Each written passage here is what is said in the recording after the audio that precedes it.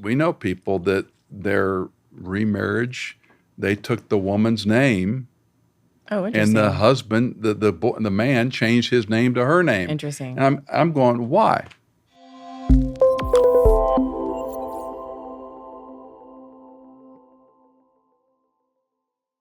This is Ask Dr. E, where Dr. Michael Easley answers your biblical or theological questions in 10 minutes or less. Today's question comes from Elsie. Elsie writes, "Hi, Dr. Easley. I listen to your show each week with my mom." I love that. I am 19 years old and a freshman in college. My question is, does the bride have to take the husband's last name according to the Bible? What is the significance of the husband's last name and not the bride's last name? I look forward to hearing your response. It's a great question. It's a great question. And I'm thrilled that a 19-year-old is studying the Bible. I know. And asking good questions. Yeah. That made me happy. Short answer is no. Just no.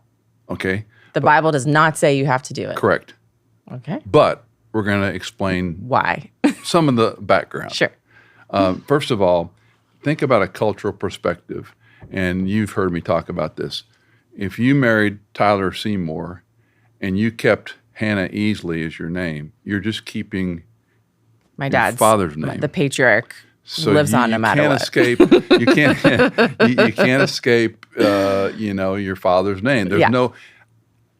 There's no maiden name. Where There's maiden name come from? Right. I don't know the etymology of the terminology, but the woman's name is not her name; it's her father's name.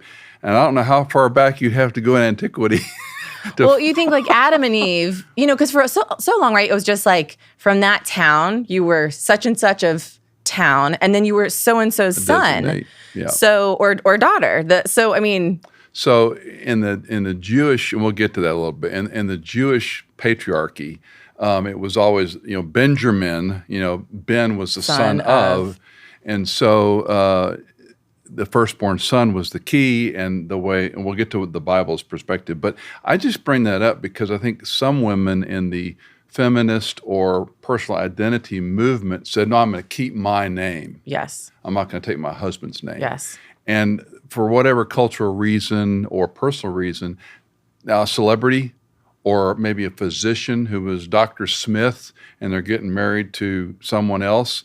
I don't want to change 8 years of, Dr. Smith. Right. So I think there's some, freedom here. Now, but according to the Bible, let's develop why we do this from not just a Western civilization, but a biblical theology. Yes. Number one, let me read a passage in Genesis 1:26-28. Then God said, let us make man, and man always, in Genesis 1 and 2, is the word Adam, A-D-M in English letters, A-D-M, Adam, except what we're going to talk about in a minute. Let us make Adam in our image, according to our likeness. Let them rule over the fish of the sea, the birds of the sky, etc.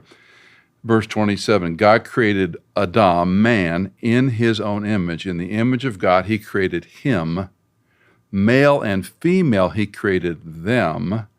God blessed them and said, be fruitful and multiply.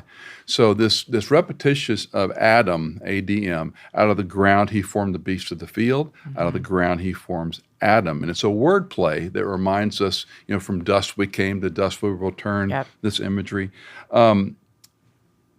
Arguably, the point of being called man and then them mankind, we would say, is not, it's not, a misogyny or chauvinism. Mm-hmm. It's we're all unity, humans, unification, right? And so it's not about pronouns. It's about grammar and consistency. Mm-hmm. So it's man and mankind. Even English, woman, sure. Yeah. Man and woman, and we'll get to where the Hebrew talks about that. So remember, Adam had this task. And every animal God brought before him, he would name, give a classification to. And that was his domestic assignment. In Genesis 2:22 and 24, you've heard me say this. I think it's the most beautiful passage in Hebrew and in English in the book of Genesis. The man said, now he's identified as Adam there. This is now bone of my bones and flesh of my flesh. She shall be called woman because she was taken out of man. A different term there. It's the term ish. For this reason, ish, a man, shall leave his father and his mother and be joined to his wife, and they shall become one flesh. So this is bone of my bones, flesh of my flesh. She's not like all the other ones that came out of dirt, and God paraded 2 alligators or elephants in front of me, and I gave them a classification. This one's unique. One of the rabbinics I read years ago said, this one, this is unique compared to everything else I've seen. This one's for me. The Hebrew is beautiful, though. He calls her Ishah. Now, in Hebrew, the suffix ah ending, let's just say for simplicity's sake, I'm Ish, and I'm calling her Ishah. Okay. And technically, he's saying Ma'ish Ishah, from me, this one. The Ish is the human term, Ish, Ma'ish, Ish, Ish, Ishah, woman Ishah. The man is simply Ish. But he says, Ma'ish, from me, Ishah, she came. So it's this beautiful depiction. She's not like the animal kingdom. Yeah. And different than the ground, bone of my bones. Yeah. This one came from me. Yeah. She's designed with me, for me, about me. We're two, we become one. And that's where the rest of the passage goes. Yeah. This reason, leave father and mother. Why? Because he was not originated in the future generations. Sure. He came from God the Father. Right. She comes from him. So this origin is very important.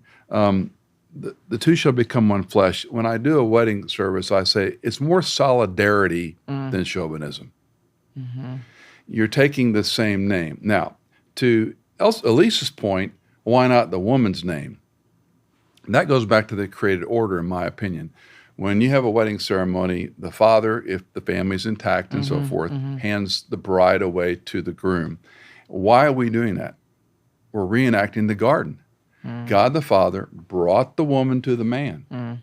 So the father, who is the originator of the daughter, God the Father or earthly brings father. Got it. to the groom.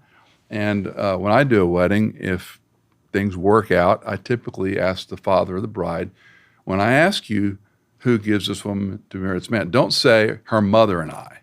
Say I do, loud and clear. And then when I give the little message, I talk about why. Because a wedding we did recently, Jim and Gwen, they're one. Yeah. So I don't have to say her mother and I say I do. Yeah. Because my wife and I are one, Yeah. and we're giving her away. So it's this beautiful picture. So all that to say, I think the idea of, and we have friends, we know people that their remarriage, they took the woman's name, Oh, interesting. and the husband, the man changed his name to her name. Interesting. And I'm going, why? Yeah. What's the story in that couple Yeah. that was important to them? I'd rather come up with a whole new name. Well, I don't know anyone that has taken the woman's name. I do know some people who they took both of their names and and that makes me think of Father of the Bride too, when she has a baby and he's like Sophie Zenkmans, but they were combining their last names for the baby's name. Anyway, silly. But again, what's the point? Yeah. Is there a disassociation? I hate my name. I hate my father. I hate my parents of origin. I don't know. We've known people that have had very damaging histories, and Sure. they've changed their names to disassociate. Yeah. There's nothing in the Bible that says you can't do those things. Right. In a common sense biblical theology world, you're taking the husband's name because this order of creation, that he created the man first, from the bone and flesh, he creates the woman who will be unlike all creation, uniquely made for him. They're made in the image of God. They're mankind. They're humankind, if you prefer. You don't like the word man in there. They're humankind. Yeah. And all you're doing is saying, we're one. We're aligning ourselves as one. So I think, in a common sense world, it makes good sense to stick with that pattern. Is it a ironclad biblical case you must take your husband's name? No. But it's like a lot of areas of life. I would pry, why? Yeah. Why is this so important to you? Where are you going to pull a name out of a hat? Right. And how are you? It's more. How are you going? Okay. If not, then how are you going to show solidarity? Essentially, because the Bible is commanding us to be one, and so it's an injunction. The two become you're creating one. a new family the together. Two become one, and then also think about grandchildren. Oh yeah. Where are the grandchildren's names? And I know many people that will hyphenate. Yep. And that's okay. I just think it's more important that you have solidarity, because if you married Tyler and you were Hannah Easley Seymour, then who is he?